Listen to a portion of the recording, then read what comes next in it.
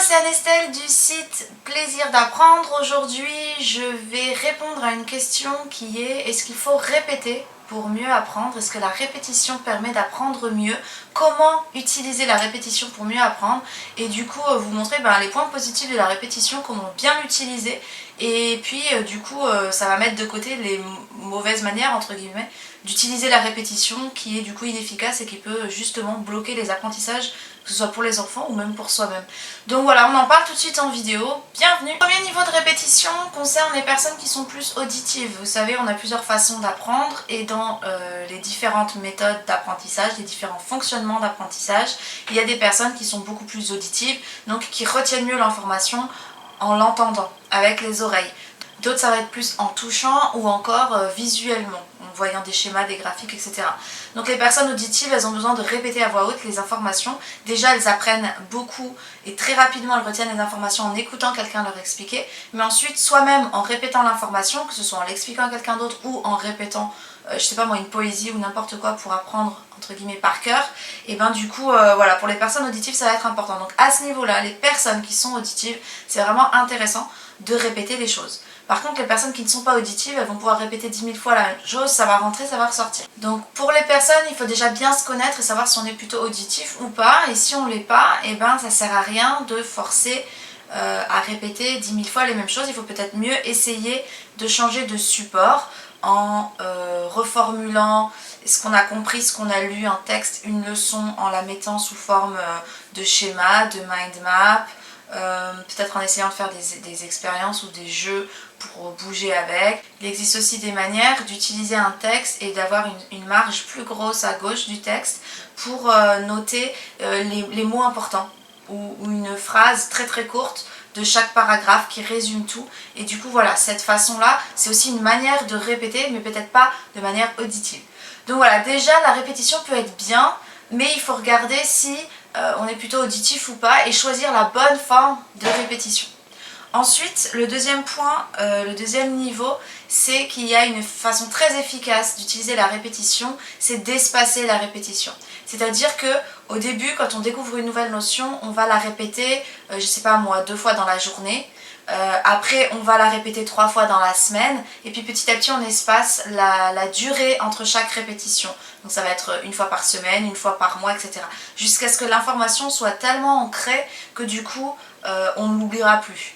Donc cette façon-là, c'est vraiment une méthode très très efficace qui est utilisée par les champions de la mémorisation et n'importe qui veut apprendre des choses pour le long terme. Parce que des fois la répétition est très mal utilisée, elle va être utilisée juste au début, dans le laps de temps court, on va la répéter souvent, mais ça va s'ancrer pour une mémorisation à court terme, mais après on va plus le faire, et du coup l'information, on l'aura apprise sur le moment, mais elle va partir. Alors que si on veut apprendre à long terme, la meilleure manière c'est vraiment donc de répéter les choses de manière rapprochée au début, puis petit à petit d'espacer les durées, et du coup ça va rentrer progressivement. Un simple exemple, c'est qu'avec Janae, pour rigoler, on a inventé une histoire pour mettre les mots qui se terminent en OU et qui se terminent par X. Donc vous voyez les exceptions, chou, hibou, caillou, genou, etc. Donc on a inventé une petite histoire, je vous ferai une vidéo pour vous expliquer un peu cette façon de mnémotechnique de retenir et de favoriser la mémorisation. Mais les premiers jours, en fait, on l'a fait 2-3 fois par jour, et puis après on a espacé 2 fois par semaine, 3 fois par semaine, et puis après 1 fois par semaine, etc. Et donc on voit très bien qu'en espaçant les durées, il y a des mots qui lui échappent, elle se rappelle plus exactement l'histoire dans l'ordre, etc. Donc on la redit 1 fois, puis ah oui c'est vrai, et du coup elle s'en souvient, et donc après on réespace encore plus loin. Et c'est sous forme de jeu, hein. Personne lui a dit qu'il fallait qu'elle apprenne ces mots en OU qui se terminent par X et pas par S aujourd'hui, je veux dire, on s'en fiche, mais c'est juste que c'était sous forme de jeu, sous forme d'histoire, c'était rigolo. Et des fois elle me dit: oh, maman, ça fait quand même très longtemps qu'on l'a pas répété, allez on refait l'histoire, et du coup voilà. Donc voilà, pour n'importe quelle notion, même pour les enfants, c'est intéressant de mettre en place ça dès leur plus jeune âge, comme ça ils prennent en fait l'automatisme très rapidement. Et le troisième niveau de répétition qui est utile, c'est les cycles. Vous le savez, les enfants fonctionnent par cycle, on a tendance après à lisser tout ça et à plus voir, parce qu'on voudrait que les enfants apprennent telle notion, puis telle notion. Mais en fait, les enfants, quand ils sont tout petits, on le voit bien, ils fonctionnent par cycle. Ça va être d'abord, je sais pas moi, la marche, Une fois que la marche c'est approximativement acquis, ils vont passer sur un autre apprentissage, ça va être, je sais pas moi, les couleurs. Et puis après, une fois que les couleurs, ils sont à l'aise avec ça, ils vont passer à autre chose. Et puis au bout d'un moment, ils vont revenir. Au niveau de la marche, ils vont revenir en approfondissant ça, ils vont se mettre à courir et apprendre à sauter, etc. Après, au niveau des couleurs, bah voilà, ils maîtrisent les couleurs, donc ils vont apprendre à faire des trucs un peu plus complexes avec les couleurs, à agrandir leur palette de couleurs, etc. etc. C'est comme ça pour tout, pour les chiffres, pour les lettres, pour la lecture, pour n'importe quel apprentissage. Et donc l'idée, c'est de se focaliser sur les cycles de l'enfant, parce que chaque enfant a ses propres cycles, et du coup d'utiliser les cycles naturels que l'enfant a, parce que ça va être en fonction de sa maturité de cerveau, de sa disponibilité, de ses envies, et d'utiliser ces cycles pour ramener la répétition. Donc en fait, à partir du moment où, prenons l'exemple par exemple de la lecture, l'enfant va maîtriser par exemple ses lettres de l'alphabet. Après, il va plus vouloir entendre parler de la lecture, il va passer par exemple sur les chiffres ou sur n'importe quel autre domaine de compétences qui l'intéresse. On le laisse tranquille avec les lettres, de temps en temps on peut lui proposer des activités, etc. Si ça ne l'intéresse pas, on laisse tomber. À un moment donné, l'enfant va revenir aux lettres. Parce qu'à un moment donné, il va vouloir aller plus loin. Maintenant qu'il connaît les lettres, il va vouloir les associer. Donc à ce moment-là, quand il va revenir de lui-même, on va reposer les bases pour être sûr qu'il les connaisse, savoir déjà où il en est, qu'est-ce qu'il a retenu. Et donc là, on va voir ce qu'il a retenu, et donc on répète un petit peu, et après on passe à l'étape au-dessus. Donc on lui propose des choses un peu plus poussées qui vont l'aider à acquérir un peu plus de compétences dans ce domaine-là. Donc du coup, l'idée, c'est de